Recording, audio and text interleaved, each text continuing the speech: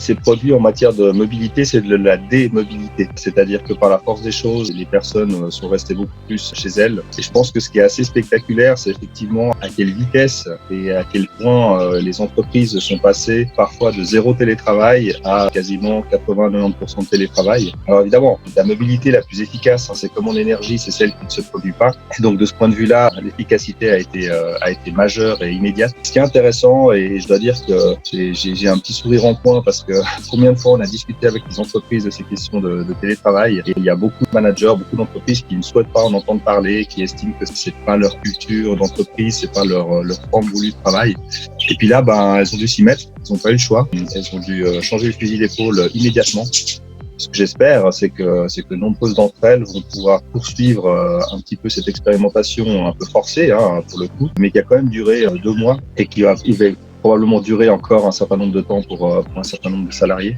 Et c'est vrai que l'expérimentation étant un passage presque obligé pour adopter des nouveaux comportements, j'espère que ça va effectivement susciter des vocations et que cette pratique va pouvoir perdurer. Mais ça a été extrêmement spectaculaire, surtout que ça fait 15 ans, si je puis dire, qu'on galère en fait sur cette question. Et là, tout d'un coup, la transformation a été immédiate.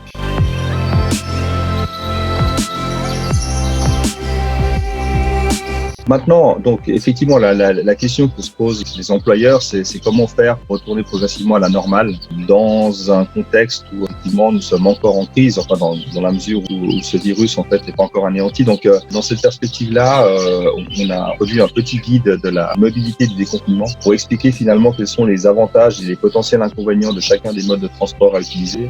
C'est évident que les gens vont plutôt s'orienter sur des modes maintenant individuels. Les modes individuels, c'est évidemment la voiture. Le problème, c'est que si tout le monde se jette sur sa voiture, ça va pas fonctionner d'un point de vue réseau. Et donc l'enjeu, c'est aussi de s'orienter vers des modes doux, et notamment le vélo, qu'on recommande très fortement, puisque le vélo, ça concerne beaucoup de pendulaires, dans la mesure où plus de la moitié d'entre eux en Suisse ont moins de 10 km pour se rendre au travail. Et puis si on l'utilise en combinaison avec un parking relais, par exemple, donc en voiture seule, puis ensuite un vélo pour finir mon trajet, là du coup, on peut concerner encore plus de pendulaires. Voilà, je pense que dans la mesure du possible, c'est intéressant de s'orienter sur ce mode de transport. Et puis si c'est pas celui-là, si c'est pas possible, soit parce que on conduit pas, ou bien on n'a pas envie, ou on a peur de faire du vélo, du coup il reste les autres modes. Et puis dans chacun des autres modes, il y a quelques recommandations d'usage à prendre. C'est pas nous qui évidemment les avons imaginées, c'est souvent des recommandations, on va dire officielles, notamment pour l'usage des transports publics. Essayer de voyager finalement dans les heures creuses, là où c'est plus simple de maintenir les distances physiques. Et si c'est pas le cas, éventuellement on recommande effectivement de mettre le masque. Après, il reste aussi le covoiturage. Alors là, il y a aussi une série de recommandations. Donc le covoiturage, ne pas le faire à plus que 2. Essayer de maintenir un maximum de distance interpersonnelle dans la voiture, c'est-à-dire que s'asseoir en quinconce derrière le conducteur, puis ne pas échanger ses affaires, faire attention évidemment à se nettoyer les mains en sortant, etc. Donc voilà. Et chaque mode de transport finalement garde une pertinence, mais je pense qu'en cette période et en cette saison, on a quelque part dans cette malchance, on a la chance que ça tombe dans une saison qui est plutôt favorable pour les modes doux notamment. Voilà, la recommandation c'est aussi d'aller vers ces modes-là si c'est possible.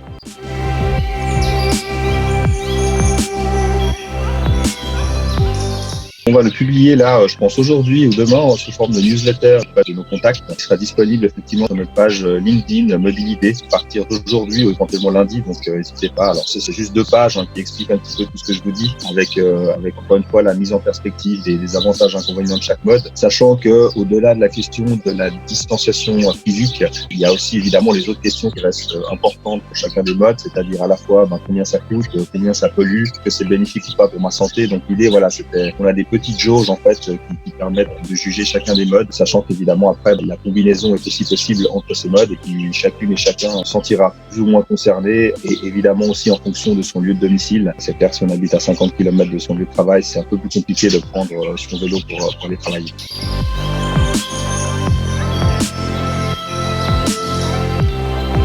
Bon, évidemment, on n'aura pas une transformation complète. Je pense que dans beaucoup d'entreprises, étant donné ces 2 mois d'expérimentation, notamment de travail à distance, ça va être compliqué pour les managers et puis les responsables d'entreprise de revenir complètement en arrière et de ne pas garder en fait une trace de cette pratique. De toute façon, l'expérience, et quand on interroge d'ailleurs les gens, ils ne souhaitent pas faire du télétravail quotidien. Les gens imagine télétravailler un jour par semaine, 2 jours par semaine. Et je pense qu'en ayant expérimenté maintenant du télétravail à 100%, à mon sens, notamment dans les entreprises où justement il y avait une réticence en fait à cette pratique, à mon sens, dans certaines d'entre elles, ces pratiques-là devraient perdurer. Alors évidemment en combinaison, hein, et encore une fois, l'idée c'est pas de rester que chez soi, mais je pense qu'il y aura une pression de la part des salariés qui ont pu expérimenter ça, qui l'attendaient pour certains d'entre eux depuis très longtemps, hein, parce que quand on pose la question aux gens, nous on le voit dans nos enquêtes, les temps de mobilité, c'est rare qu'on ne dépasse pas le 80% des gens concernés par le télétravail qui souhaitent faire du télétravail. Donc il y a une vraie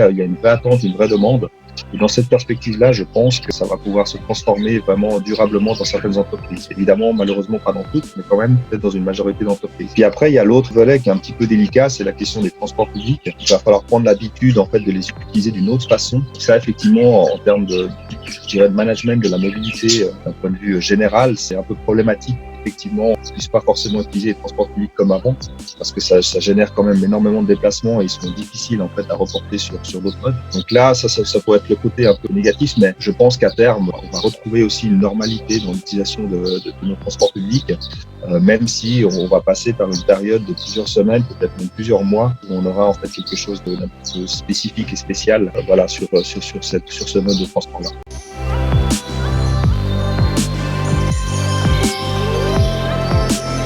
Il faut dire que nous, au sein de Mobilidé, on est déjà extrêmement nomade. En fait, on a une forme d'organisation qui n'est pas centrée en fait sur nos locaux. Ce qui veut dire que d'une part, on a pu s'y mettre très facilement et très rapidement. On était déjà équipés, on avait déjà en fait tous les outils qui ont été découverts par de nombreuses personnes. En fait, on les utilisait déjà en large partie. Ce qui veut dire que dans notre organisation d'entreprise, on va, je pense, revenir progressivement à là où on en était avant, c'est-à-dire d'où on doit travailler, c'est-à-dire soit de la maison, soit de l'entreprise, soit éventuellement de chez le client, sans trop se poser la question, mais simplement en étant le plus proche possible en fait du besoin à la fois de nos clients évidemment, mais aussi à la fois de nos salariés. Donc je dirais que ce qui va changer évidemment, c'est que moi je vais un peu moins rester à la maison parce que ça fait 2 mois que je bouge pas non plus, donc je vais probablement retourner un peu plus régulièrement au travail, mais je pense qu'on va simplement retrouver notre rythme précédent, mais qui était déjà assez similaire et assez distant en fait d'un lieu de travail physique unique.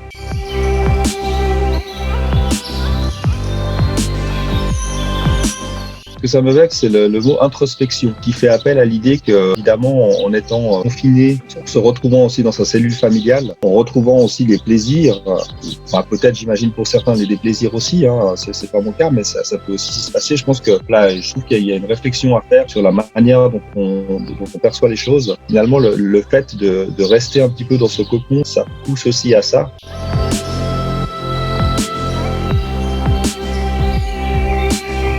Je vous la montre juste comme ça, vite fait. Je pense qu'on voit pas, c'est pas sûr qu'on voit grand chose.